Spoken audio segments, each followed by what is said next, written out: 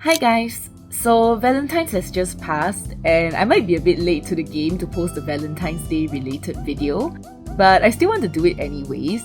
So here's a video on 3 things that I've learned about love that has helped me improve my dating life. And we're going to start off this Valentine's video with me going to the florist after work to buy flowers for myself on the day before Valentine's Day. Okay, so now we're back in my room and it's the day after Valentine's Day, but I still thought that it would be nice to make a video on the topic of love because I've always wanted to make a video like this, and what more better time to do it during Valentine's season, Valentine's weekend. So as mentioned just now, today's video is going to be on the 3 lessons that I learned about love that has helped improve my dating life, because these are basically things that I wish I knew sooner back when I just started dating. But then again, if I didn't go through all those things, I wouldn't have known all these things. But I just thought that I would like to share it because perhaps it will help someone out there in their own dating life. But anyways, let's start with the video. So the first thing that I learned is that there's actually no right standard. And what I mean by this is that there is no standard that is too high or too low, or the right or wrong standard. So I'll give an example of myself when it comes to this. So I remember back when I started online dating, one of the criteria or rules that I had for guys that I dated is that I would only go on the second date with a guy if he paid on the first date. And I feel like some people who hears this would be like, but guys and girls nowadays are equal because girls work as well, and why can't we pay for our own stuff like girl empowerment, all this kind of stuff. So yeah, I do agree with all those kind of things. But the reason why I set this criteria is that I want to find a guy that is a provider. My logic is that if the guy is willing to pay for the first date, it would sort of show that he has a slightly more traditional provider mindset, in the sense that a guy should provide for the girl, and that is what I'm looking for. But at the same time, I think personally, I don't expect a guy to pay 100% for the relationship if we were to actually date and get married. But I know some people who would also want the guy to pay for everything in the relationship, not even just the first date, and for everything else. I think in that case, there's also nothing wrong with people who want that, you know, because that is their standard. And essentially that's the point of this first point that I'm trying to make, is that there is actually no right or wrong sort of standard. You can be a girl who wants the guy to pay on the first date like me, or you can be somebody who wants for the guy to pay for everything in the relationship, like for long term. Or you could be also like some people I know that they want everything to be split equally. And I also think that this is how you sort of come closer to the relationship that you want, because your standard is basically whatever that makes you happy. And as long as it makes you happy, it doesn't really matter what other people think about the standards that you put. So yeah, that is the first point that I realized, that yeah, there's really no right or wrong standard when it comes to dating in any aspect. I'm just giving the financial aspect. It could be anything like how much communication that you want, or how often you want to meet up physically, like things like that. So yeah.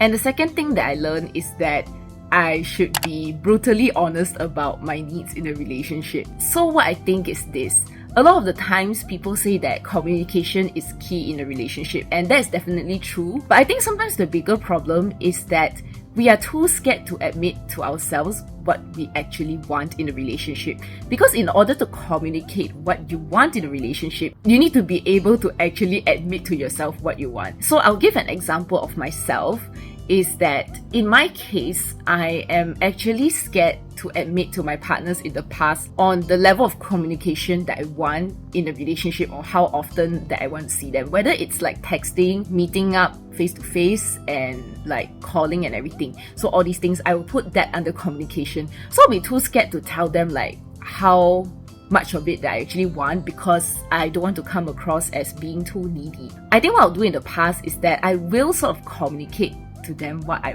want, like in the sense that I want to text more or call more. I'll sort of hint at it. But I realized that every time when I sense that the other person is not really willing to give that level of communication that I need and that I want in a relationship, like I can sort of sense that they're not really happy with what I'm asking, I would sort of back down and water down whatever that I actually need. But after that, I also realized that part of the journey of finding somebody who is meant for me is also learning how to accept myself as I am. So if I'm somebody who needs more communication, I need to spend more time physically together, I need more texts, I need more calls, I shouldn't be afraid to admit that, and to also tell the other person what I actually want. And yes, I think that this will actually scare some people away. Like in my case, it will definitely scare away guys who are not willing to commit their time and their energy for me in terms of like communication and going out and everything. But if the other person really does pull away, I always try to remind myself that if this person is pulling away because of me verbalizing my truth and what I actually want, this person was not meant to be with me anyways, and that the person that really cares about me and is meant to be with me would actually try to find a way to stay, you know?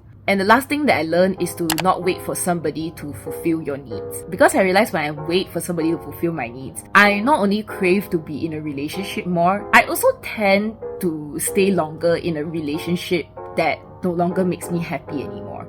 So I'll give an example of me getting flowers for myself this Valentine's Day. And I'm really so happy I got them because they are in bloom and very nice over there right now on my table. So to be honest, this is actually the first time that I've gotten myself flowers just because. Like, I've actually gotten myself flowers twice in the past, but those 2 times are actually for an occasion. One was for my graduation and one was for my call to the bar. So those are occasions I feel like justifies getting a bouquet of flowers for myself because I need them to take pictures. But I've never actually gotten myself flowers for a random occasion like this, like Valentine's Day. And yes, I think now it's more common to get yourself flowers for Valentine's Day because like self-love and everything, but it's really my first time getting flowers just because on this sort of like occasion for couples traditionally, and just because I like flowers. So yeah, it's a first for me. But then this also made me think about the times that I was in a relationship in the past. And what happened last time is that I remember being unhappy in my relationship and having thoughts of breaking up. But one of the things that would stop me from wanting to break up with the person is that I would think things like, but what if nobody is there to give me anything for XYZ occasion, or what if there's nobody to celebrate my birthday with me?